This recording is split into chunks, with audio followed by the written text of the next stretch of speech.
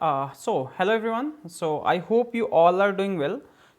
आज का ये जो सेशन होगा यहाँ पे मैं स्टेप वाइज बताऊंगा कि जो छोटे छोटे डिटेल्स है ना, जो आपका टी एफ आर का जो फॉर्म आ चुका है, T F R G S का जो है 21 का बेसिकली ये फॉर्म आ चुका है। तो हम यहाँ पे डिस्कस करेंगे कि मतलब मैं समझाऊंगा आपको बेसिकली कि टी एफ आर का फॉर्म जो है कैसे कैसे आपको फिल करना, कहाँ पे प्रॉब्लम आपको आ सकती है और क्या क्या छोटी छोटी जो डिटेल्स हैं हम उसको वहाँ पे डिस्कस करेंगे। ठीक है, जितने छोटे डिटेल्स होंगे उनको मैं कोशिश करूंगा कि यहाँ पे बताया जा सके। ठीक है, एनीवे आप अनअकैडमी पे आप जा सकते हो। अनअकैडमी पे भी टी एफ आर के कुछ बैचेस जो है फिजिक्स के लिए आने वाले हैं, फिजिक्स या बाकी केमिस्ट्री बायोटेक सबके लिए आ रहे हैं। ठीक है, तो आप जाके वहाँ पे विजिट कर सकते हो एक बार। चलो इन सब पे टाइम वेस्ट नहीं करेंगे, हम सीधा यहाँ पे घुसते हैं।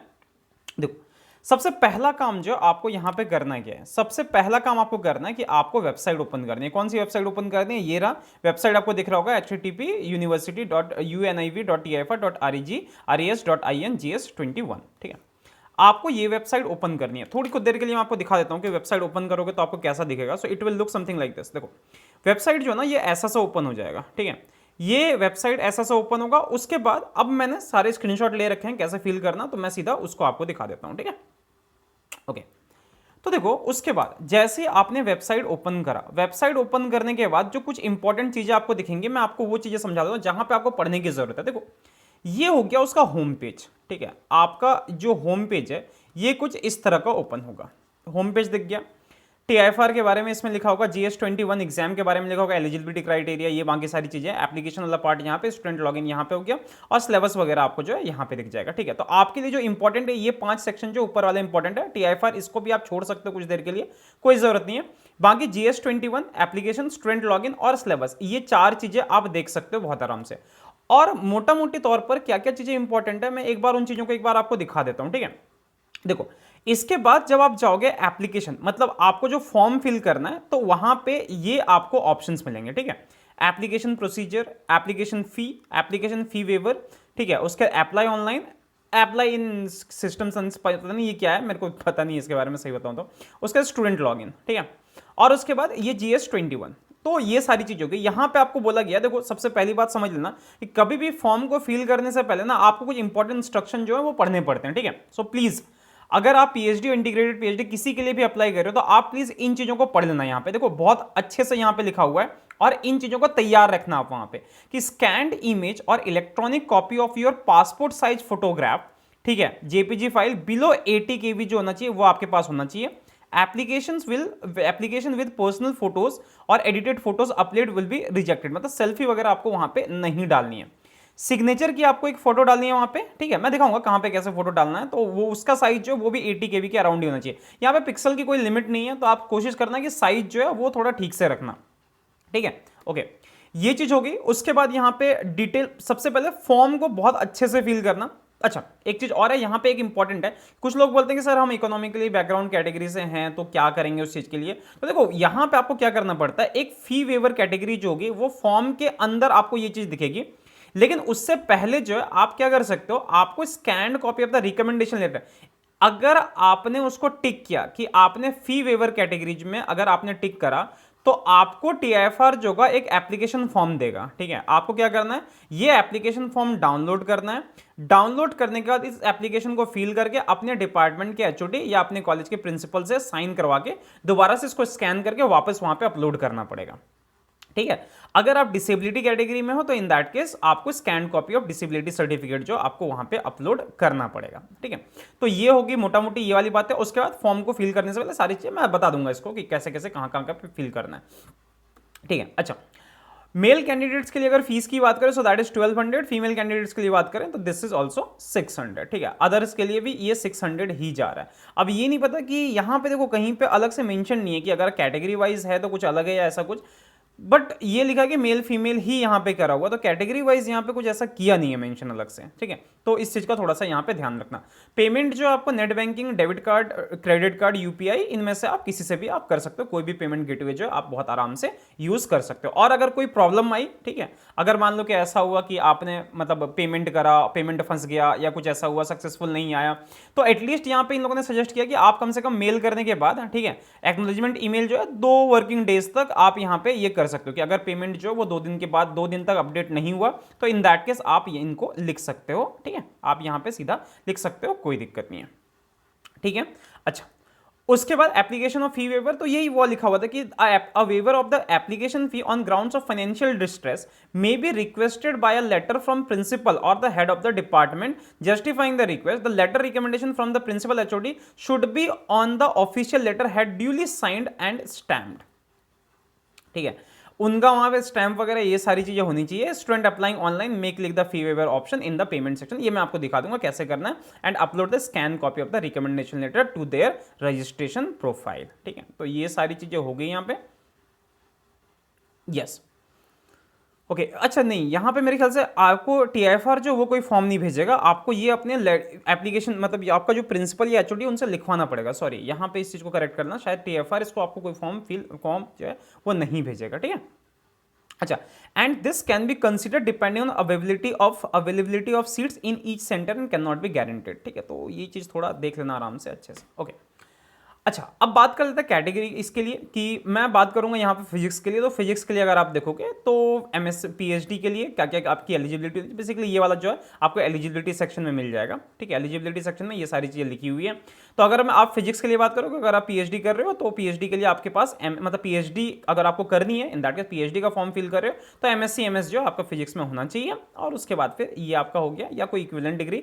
और अगर आई पीएचडी कर रहे हो तो ME MTech BSc BS B ऐसे बहुत सारे ही हैं, जिनमें से कोई सी एक डिग्री आपके पास होनी चाहिए, जो कि कोई भी डिग्री जो 3 साल से कम की नहीं होनी चाहिए। Any other degree in science engineering mathematics और इक्विवेलेंट ऑन द ये और duration not less than 3 years, कोई भी 3 साल से कम का नहीं होना चाहिए। बाकी केमिस्ट्री वाले अपना देख लेना। ठीक है, मैं यहाँ पे फिजिक्स के लिए वो कर रहा हूँ, तो थोड़ा सा आप समझना मेरी बात को। ठीक है, ओके फाइन। टेस्ट टाइमिंग की बात करें तो यहाँ पे एग्जामिनेशन डेट जो है संडे 7 मार्च को एग्जाम है 21 को। ठीक है, मॉर्निंग सेशन जो होगा 9:30 से 12:30 जो होगा ये आपका फिजिक्स वालों को चलेगा, फिर केमिस्ट्री का और फिर कंप्यूटर वालों का ये एग्जाम चलने वाला है। ठीक है, अच्छा, ये यहाँ पे सारी चीज़ों के एडमिशन प्रोसीजर ये तो सारा आपको मतलब ठीक है, अभी फिलहाल फॉर्म फिल कर लेते हैं, उसके बाद बाकी चीज़ों को हम आराम से देखेंगे। ठीक है, अगर फेलोशिप की बात करें, बच्चे बहुत ज़्यादा इसके लिए लालची भी होते हैं, मतलब बच्चे नहीं, हर कोई लालची होता है, हम भी लालची होते हैं, तो बच्चों वाली कोई बात नहीं यहाँ पे। सो पीएचडी वाले जो बच्चे हैं उन लोगों को 31,000 जो है ये आपको मिलेगा, और टू 35,000 तक इस रेंज में आपका जाएगा। और अगर आई पीएचडी की बात करें तो आई पीएचडी वालों को 21,000 मिलता है for the first year. At the end of first year upon satisfactory performance the fellowship enhanced is 31,000 per month and further raise to 35,000 per month for after मतलब आफ्टर रजिस्ट्रेशन फॉर पीएचडी। ठीक है, और MSc biology वाले हैं तो उनका ऐसा है। ठीक है, उसके बाद अब मेन आ गया फॉर्म की बात कर। फॉर्म में देखो, अगर फर्स्ट पेज आप ओपन करोगे, ये पेज क्या है कि यहां पे आपको जब रजिस्टर योरसेल्फ करोगे ना, रजिस्टर वाले में आप जाओगे तो वहां पे आपको ये चीज मिलेगा। लॉगिन से पहले रजिस्ट्रेशन का पार्ट आएगा, रजिस्ट्रेशन वाले में आपको ये सारी चीजें फिल करनी है। अपना टाइटल मिस्टर मिसेस क्या है, फर्स्ट नेम है, मिडिल नेम है, सर नेम क्या है आपका, प्लेस ऑफ बर्थ क्या है, नेशनलिटी क्या है, डेट ऑफ बर्थ क्या है, जेंडर है, मेल फीमेल अदर्स जो भी है, और उसके बाद शादी हुई नहीं हुई है, ये सारी चीज़ें यहाँ पे आपको फिल करनी है। अच्छा, उसके बाद आपका फिर यहाँ पे दूसरी अगली चीज़ है क्या, डेट ऑफ बर्थ हो गया, नेशनलिटी ये हो गया आपका। उसके बाद फिर 10th का रोल नंबर। स्टेट बोर्ड वाले बच्चे जो हैं जिनका रोल नंबर और रोल कोड अलग अलग आता है, तो रोल कोड के साथ वो रोल नंबर को फिल करेंगे। किस साल आप पास हुए ये आपको मेंशन करना है वहाँ पे। 10th स्टैंडर्ड बोर्ड कौन सा, सीबीएसई है, आईसीएसई है या फिर स्टेट बोर्ड है, तो वो चीज़ें आपको यहाँ पे फिल करनी पड़ेगी। अपना एक वर्किंग मोबाइल नंबर डालना है, यही मोबाइल नंबर दोबारा से कंफर्म करना है, यहाँ पे ईमेल आईडी डालनी है और फिर ईमेल आईडी को यहाँ पे कंफर्म करना है। किस एग्जाम के लिए दे रहे हो, तो यहाँ पे फिजिक्स केमिस्ट्री बायो सारे ऑप्शंस आते हैं, ड्रॉप डाउन करोगे, बट आपको अगर फिजिक्स के लिए तो फिजिक्स को सिलेक्ट करके आप आगे बढ़ो। प्रोग्राम जो जाओगे तो वहाँ पे आईपीएचडी और पीएचडी दोनों का ऑप्शन आएगा, तो यहाँ पे आप पीएचडी को वो करके इसको फिल करते हुए आप आगे बढ़ जाओगे। ठीक है, सबमिट करोगे तो यहाँ से आपका रजिस्ट्रेशन पूरा हो जाएगा। रजिस्ट्रेशन जैसे ही पूरा होगा आपके पास मैसेज आ जाएगा कि ये जो हो गया आपका रजिस्ट्रेशन सक्सेसफुल हो गया, आपको एक एप्लीकेशन नंबर जो है प्रोवाइड कर दिया जाएगा।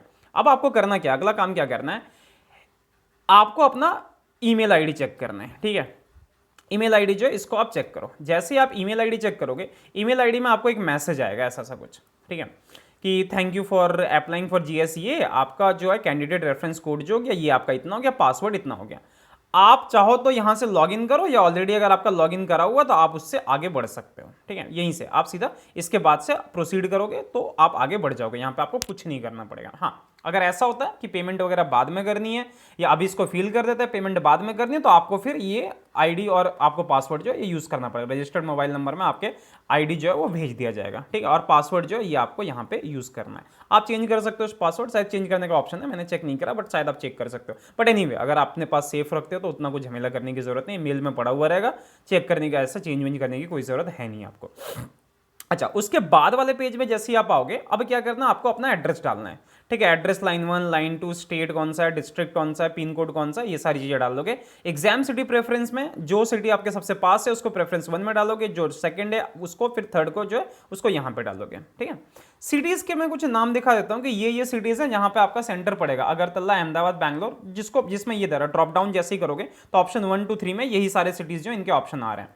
तो आपका बैंगलोर हो गया, भिलई हो गया, भोपाल हो गया, भुवनेश्वर, वर्धमान, चंडीगढ़, चेन्नई, कोच्चि, उसके बाद कोयम्बटूर, दिल्ली, गुवाहाटी, विजयवाड़ा, हल्द्वानी। ठीक है, तो ये सारे आपके सिटीज के जो है ऑप्शन है। ठीक है, तो आपको जो सुटेबल लगे, जो आपके घर के पास है, उसके अकॉर्डिंग जो है आप सेंटर जो है वो सेलेक्ट कर सकते हो बहुत आराम से। यहाँ पे देखो मेरे इसमें डिस्ट्रिक्ट में मैंने दुमका भर रखा था।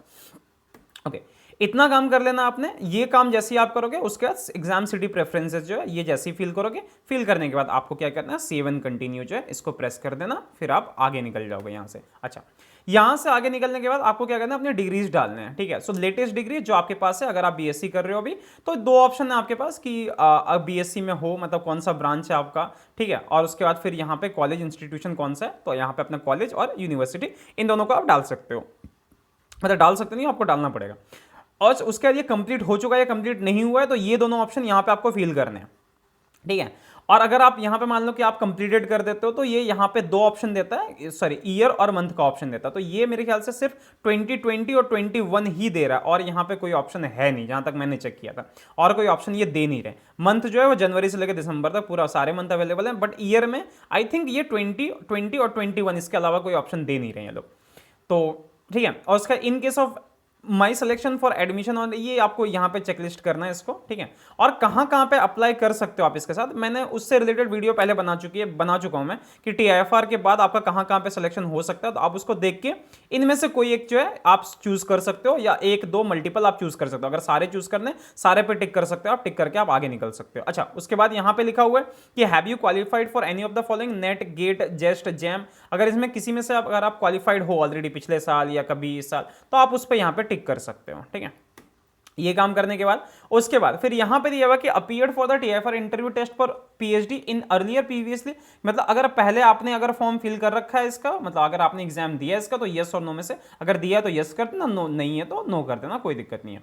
Applied for any post other than research scholar in TIFR, तो अगर आपने किसी और पोस्ट के लिए कभी अप्लाई किया हुआ है तो उसके लिए आप टिक कर सकते हो यहाँ पे। एवर पार्टिसिपेट इन वीएसआरपी, ये वीएसआरपी जो होता है इनका समर प्रोग्राम होता है। ठीक है, तो अगर आपने कभी पार्टिसिपेट किया तो यस, और नहीं किया तो नो करके आप यहाँ पे सेव एंड कंटिन्यू करके आगे जा सकते हो। जैसे जाओगे, मेन पोर्शन रह गया यहाँ वाला कि आपको यहाँ पे क्या करना है, पिक्चर अपलोड करना। मैंने आपको दिखा दिया था, पिक्सल का यहाँ पे कोई सीन नहीं है, बट इन्होंने बोला कि 80 केबी से लेस का ही साइज होना चाहिए। जेपीजी आप अपलोड करना ज़्यादा अच्छा रहेगा। ठीक है, आप बोलोगे सर पिक्चर ले लिया बट साइज रिड्यूस नहीं हो रहा, ये नहीं हो रहा, वो नहीं हो रहा, तो आप साइज रिड्यूस करने के लिए मेरे को एक पर्सनली मेरे को ये वेबसाइट अच्छी लगी कि आप यहाँ पे जाके आपके पास वैरायटी ऑफ ऑप्शन है कि कैसे क्रॉप करना, क्या करना। इमेज को यहाँ पे अपलोड करो और क्रॉप करके, या फिर अगर आपके पास लैपटॉप में या मोबाइल में कोई ऐप है तो आप उसका यूज़ करके आराम से कर सकते हो। मैं उसके लिए कोई मनाही नहीं है, बट ठीक है, अगर लैपटॉप पे या पीसी पे अगर आप यूज कर रहे हो तो आप इसको कर सकते हो इसका यूज। ठीक है, यहां से आपका साइज जो होगा वो रिड्यूस हो जाएगा। ठीक है, 80 केबी तक आपको साइज रिड्यूस करना है, इसका और इसका दोनों का ही साइज रिड्यूस करो। उसके बाद यहाँ पे यही फिर पेमेंट में यही सीन हो गया कि ऑनलाइन करना है पेमेंट, फी वेवर है, या फिर बस यही बात है यहाँ पे ऑनलाइन। अगर आपने ऊपर मेल सेलेक्ट करके रखा हुआ था, मतलब आप मेल में ऑब्वियसली ऊपर आप मेल ही सेलेक्ट करोगे, जहाँ पे ऊपर यहाँ पे आया था ना कहीं पे, शायद यहाँ पे पर्सनल डिटेल्स में कहीं पे आया था, मेल या फीमेल कुछ ये करना था, इधर ही कहीं पे आया था वो। ठीक है, चेक कर लेना। अगर आपका मेल जो अगर आपने सेलेक्ट कर रखा तो ऑटोमेटिकली यहाँ पे फीस जो होंगी वो 1200 होगा, और अगर आपने फीमेल सेलेक्ट करके रखा या फिर अदर्स में अगर आप हो तो यहाँ पे फिर से वो 600 ही शो करेगा। ठीक है, तो बस उसके बाद फिर आपको 2 डिक्लेरेशन डालने हैं, फिर ये वाला आपको जो है ये फिल कर देना है। यहाँ पे फिल करने के बाद आप यहाँ से कंटिन्यू कर सकते हो। जैसे ही कंटिन्यू करोगे उसके बाद जो होगा, जैसे ये रहा ना सबमिट, आई एग्री कर देना यहाँ पे। ठीक है, इसको फिल कर देना यहाँ पे। फिल करने के बाद आपका ठीक है प्रीव्यू या सबमिट का ऑप्शन आएगा। एक बार फॉर्म को प्रीव्यू करके देख लेना कि जो डिटेल्स आपने डाल रखे हैं वो ठीक है या नहीं है। डिटेल जैसे डालोगे आप दोबारा से आपके पास यहाँ पे चेक करके प्रीव्यू करके आप यहाँ पे इसको सबमिट कर देना। सबमिट जैसे ही करोगे आपका यहाँ पे सीधा जो गेटवे इसका होगा वो ओपन हो जाएगा। ठीक है, सो ऑर्डर आईडी यहाँ पे ये सारी चीजें लिखी हुई रहेगी, आपका आपकी डिटेल जो बिलिंग इन्फॉर्मेशन की कहाँ पे आपका जाना है, तो मेनली यहाँ पे जो टीएफआर के फॉर्म में आपने फिल कर रखा है वही सारे डिटेल्स आपको यहाँ पे शो होंगे। ठीक है, कैसे पेमेंट करना, ये सारे ऑप्शन है, क्रेडिट कार्ड है, डेबिट कार्ड है, नेट बैंकिंग है, मोबाइल पेमेंट है, पेटीएम है, वॉलेट है, यूपीआई है, ईएमआई ऑप्शन है, बहुत सारे हैं, आपको जो सुटेबल लगे आप करो, यहाँ पे पेमेंट कर दो। जैसे ही पेमेंट कर दोगे आपका काम यहाँ पे खत्म हो गया। ठीक है, बस यही चीजें करनी है। अप टू पेमेंट पार्ट जो है ना वो यही है। पेमेंट के बाद अगर कुछ ऐसा आता, अगर मतलब लर्नर्स की प्रॉब्लम आती है कि सर इसके बाद अगर कुछ हो रहा है, अगर कुछ प्रॉब्लम आ रही है, in that case will talk, हम देखेंगे उस पर कोई वीडियो बनाएंगे। बट यहां तक ये जो पोर्शन है बस इतना ही है। तो टीआईएफआर का फॉर्म जो आपको इसी तरीके से फिल करना है। ठीक है, बहुत ज़्यादा डिटेल कुछ ऐसे खास कुछ मुझे लगा नहीं कि जहां पे आप फंसोगे। हाँ, मे भी कुछ लोग फंसते हैं पिक्चर्स वगैरह अपलोड करने में, और फिर कभी कभी इन सब में दिक्कत आती है कि सर इनमें से कौन कौन सा सेलेक्ट करें। तो मेरे हिसाब से अगर अब भी करना चाहते हो तो थोड़ा सा आईसीडीएस के बारे में पता कर लेना, एनसीआरए के बारे में पता करना, टीसीएस हैदराबाद के बारे में थोड़ा सा पता कर लेना। पता करने के बाद फिर आप इनको सेलेक्ट कर सकते हो। ठीक है, तो बस फिलहाल के लिए इतना ही, अभी इतना ही आपको फील करना है। उसके बाद अगर कुछ प्रॉब्लम आई कि इसके बाद में अगर पेमेंट के बाद अगर कुछ वो लोग पूछ रहे हैं कि हाँ ये चीज़ें करनी, क्योंकि मैंने पेमेंट किया नहीं, करूँ भी क्यों मैं, तो अगर वो कुछ पूछेंगे इन दैट केस, अगर जरूरत पड़ी इन दैट केस मैं कोई वीडियो लेके आऊँगा, अदरवाइज कोई ज़रूरत नहीं है एनीवे। ठीक है, सो आई होप आपको वीडियो पसंद आई। अगर पसंद आई तो अपना नाम जो है वो नीचे लिख देना, अच्छा लगेगा, और आप कहाँ से हो। ठीक है, और बस इतना सही। ठीक है, सो मिलते हैं अगले वीडियो के साथ, जहाँ पे बात करेंगे हम कि जेस्ट का फॉर्म जो शायद 11th से आ रहा है, 11th या उससे पहले से आ रहा है, जब से आ रहा है, तो जेस्ट के फॉर्म को कैसे फिल करना, will discuss about that thing also. ठीक है, और हाँ, और अगर आपको पता करना है कि सर टीएफआर के बाद मतलब कहाँ कहाँ पे कैसे कैसे एडमिशन होगा, सिलेबस क्या है, ये सारी चीज़ें जो है वो उसके लिए मैंने पहले वीडियो बना रखी है। कौन कौन सी बुक्स पढ़ने हैं, आपको क्या करना है, उन सबसे रिलेटेड वीडियोस पहले ही बन चुके हैं। ठीक है, तो आप उसको वहाँ पे जाके देख सकते हो। ठीक है, सो मिलेंगे जल्दी, तब तक के लिए tata, take care and bye bye. और प्लीज़ ये जो वेबसाइट है इसको थोड़ा सा ध्यान रखना। ठीक है, so tata, take care, bye bye, God bless.